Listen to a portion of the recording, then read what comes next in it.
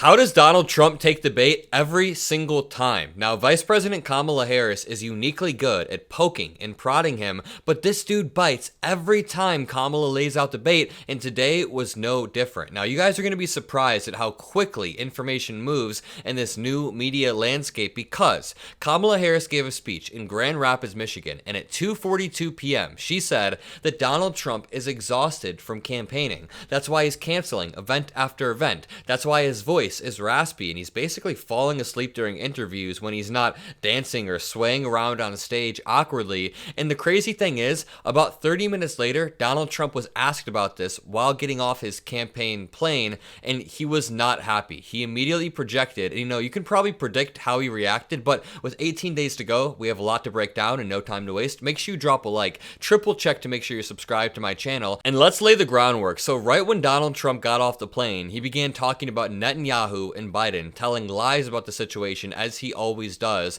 I'll break it down after, but it's kind of hard to hear, so I'll put captions on the screen for you guys. Go ahead. Does that make peace easier or more difficult? I think it makes it easier. Why is that? Are you going to talk to Prime Minister Netanyahu about it? He's called me, yes. What was that conversation? He's called me. I have not spoken. I'm going to speak to him probably now. What are you going to tell him? Well, look, he's doing a good job. Biden is trying to hold him back. Just so you understand, Biden is far superior to the VP. He's trying to hold him back, and he probably should be doing the opposite, actually.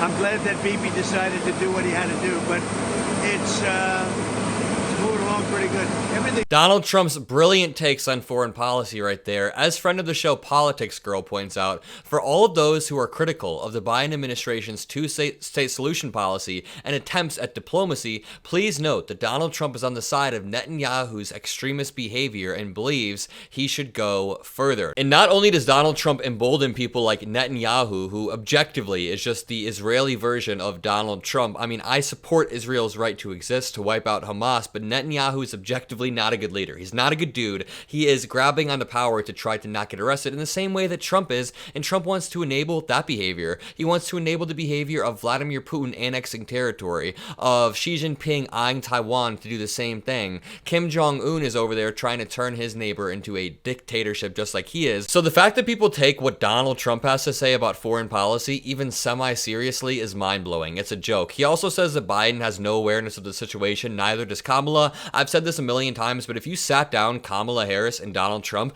and quizzed them both on the history of Israel-Palestine, or quizzed them both on the history of Russia and Ukraine, who do you think would know more? I think Kamala Harris would run laps around Trump, and I think 100-year-old Biden would run laps around Trump in his prime, because Trump knows nothing. Also, Trump gets away with this talking point about, quote, no new wars. That is total BS, and I will let friend of the show Destiny debunk that. There's so many delusional conservative talking points. So the no new wars. Well, I mean, technically, the United States hasn't declared war since World War II. What does no new wars mean? Was it no new wars when Trump bombed an airport in Syria? Was it no new wars when we assassinated Soleimani in an Iraqi airport? Was it no new rules when Trump peeled back some of the transparency on the drone strikes in Yemen that it took Biden to end? Was it no new wars when Iran was bombing Saudi Arabia? Was it no new wars when we abandoned our Kurdish allies to Turkish attacks when they invaded Syria? Is it what are the no new wars? It's like the weirdest game of semantics in the entire world.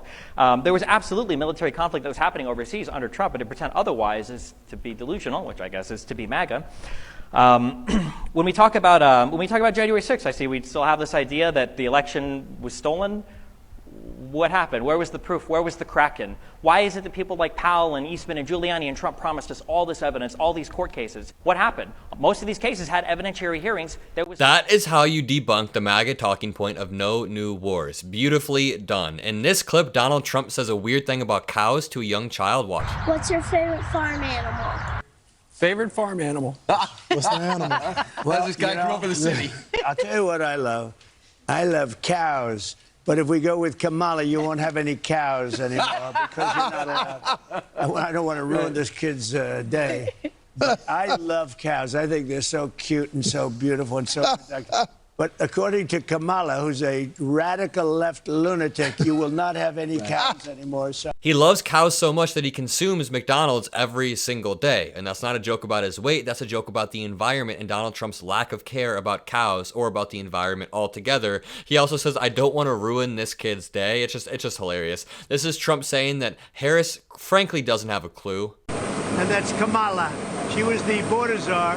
I watched her make a fool out of herself on Bret Baier. She was the border czar. She doesn't know what she's doing. This is a woman that doesn't have a clue. Frankly, I think they should put back Biden. And now, based on the numbers, I think I'm doing better against her than I am against Biden. The fact that he's saying that means they got some bad internal polling. You know, look at his face. He knows he's lying when he says that. He knows that the more he campaigns, the more votes he loses. And the thing is, Donald Trump has been joking about wanting Biden back in the race for 2 months now. He's not joking whatsoever. Listen to him at the Al Smith dinner last night talking about Biden, yapping about Biden. Good-natured Barbs, and you know we get along very well. I didn't like Biden very much, and now I like him quite a bit. You know, it's... And now I say that she's much worse than him. He was a much better candidate than her, actually. And when we hopefully win, dispose of her, I like her a lot, but right now I can't stand her. It's true.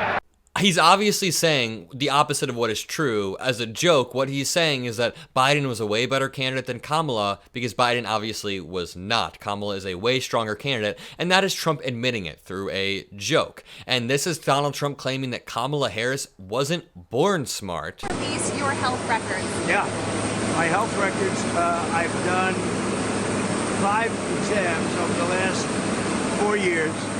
You've got them all. Obviously, I'm in the middle of a very big and very contentious fight. We're leading.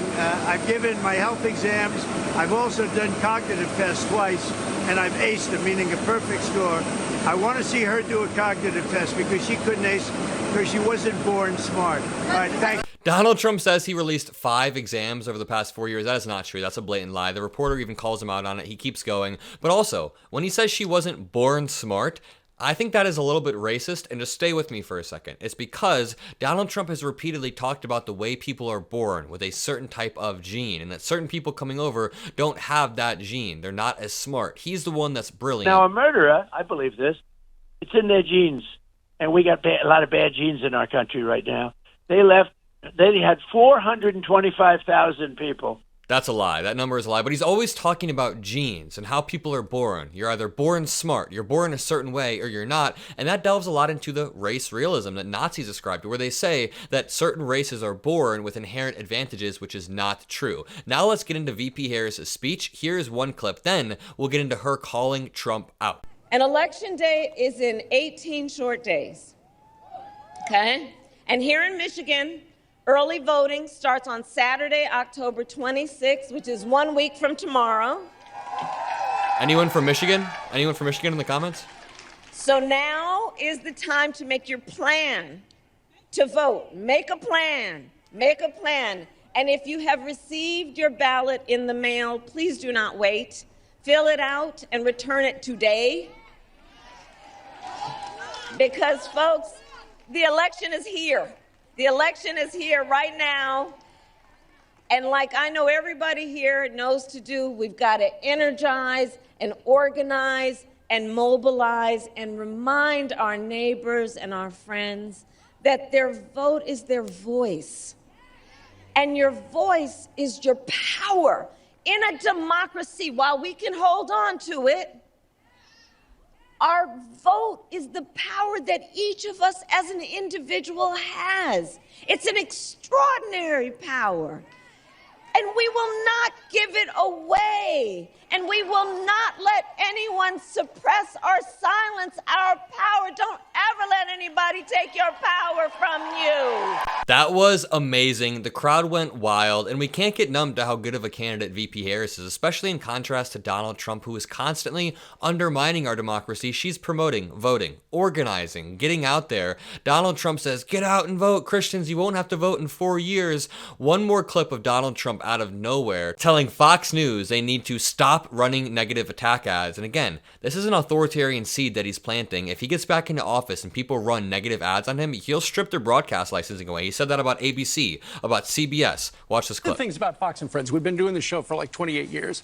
But one of the biggest days was the day you became president, and we actually got to do the very first interview at the White House after you were sworn in. And it was a great interview, and it made a lot of news. Ainsley asked a great question in 2017, and we're gonna get in the Wayback Machine, Mr. President. We're gonna play that for you, and then we're gonna update the question. But you know the difference? In the old days, you never played negative ads. In other words, when I leave here, I'll then be hit by 5 or 6 ads. And in the old days, you never had Ian Fox Sams. News? Yeah. Well, in the old days. But in the old days, which wasn't so... when I leave, I'll have 12 people from Kamala on, and, you know, pretty much unopposed. Incredibly unhinged. He then goes on to detail how he's going to talk to Rupert Murdoch about not playing any more negative ads, and he was being dead serious. Now, here's the clip of VP Harris in Grand Rapids talking about how exhausted Trump is. And now he is ducking debates and canceling interviews. Come on. And check this out. His own campaign team recently said it is because of exhaustion. Well, if you are exhausted on the campaign trail, it raises real questions about whether you are fit for the toughest job in the world. Let's go. Come on. I love VP Harris, and before I play Trump's response, I do want to point out that Trump has canceled a 60 Minutes interview, CNBC interview, canceled the second debate with Kamala, canceled the NBC interview, hasn't confirmed the CNN town hall, now canceled an NRA rally. And this NRA rally was canceled yesterday. It comes at a time when the Boston Globe released an article that's been going viral. Trump's decline is too dangerous to ignore. Quote, "We can see the decline in the former president's ability to hold a train of thought, to speak coherently, or even demonstrate a command of the English language, to say nothing of policy or lack thereof." So why are Republicans and the press holding Trump to a different standard than Biden? Donald Trump's answer to a question about childcare costs last month was eye-opening. Let's see how he responds to this. Should have been last night with the Catholics. So all they do is put out sound bites. Tell me when you've seen me take even a little bit of a risk. Not only am I'm not even tired. I'm really exhilarated. You know why? We're killing her in the polls because the American people don't want her. She didn't pass her bar exam. She's not a smart person. She's not a person that should represent our country. So I just want to let you know that very clearly. This dude's spitting all over the place. Let me try to find the frame where he's just spitting while he's rambling about VP Harris and how she's not a smart person. I mean, oh, did you see it right there? Some spit flew out of his mouth. I mean, I don't know why I'm slowly trying to make you guys see his spit. It's disgusting. But either way, Donald Trump is so mad. He is big mad. He got off the plane and immediately began rambling about VP Harris. And you can kind of just think of everything that Donald Trump says as opposite day. When he says he's not tired, that means he's clearly exhausted. You guys have heard the raspy voice over the past few weeks to months. I've been playing it in videos. When he says that he's whopping her in the polls, he's losing in internal polling. I can almost guarantee it, in the same way that he's losing on 538. Not losing, it's a coin flip, but if you look at the polling, it's Harris +3, Harris +4, Trump +2, but then a bunch of Harris polls over here on the right, and this article didn't do him any favors. Asked at an economic forum in New York what specific legislation he would back, Trump rambled incomprehensibly for nearly 2 minutes. What was crystal clear was a decline in the former president's ability to hold a train of thought, speak coherently, or demonstrate a command of the English language, to say nothing of policy. President Biden, after struggling with his answers during a June debate, ended his bid for second term in July. That decision came after Democrats publicly voiced concerns about Biden's cognitive fitness, and the press pursued that for months, yet neither the media nor Republicans have shown that kind of urgency, as Trump has repeatedly shown himself to be, to put it kindly, unwell. From January to March, I'm pretty sure there were hundreds and hundreds of articles about President Biden's age, yet those don't exist about Donald Trump in the same way, which is mind-blowing to me. Let me know what you guys think about all of this in the comment section below. Drop some likes, drop a heart, have a great rest of your day. See you in the next video. Peace out.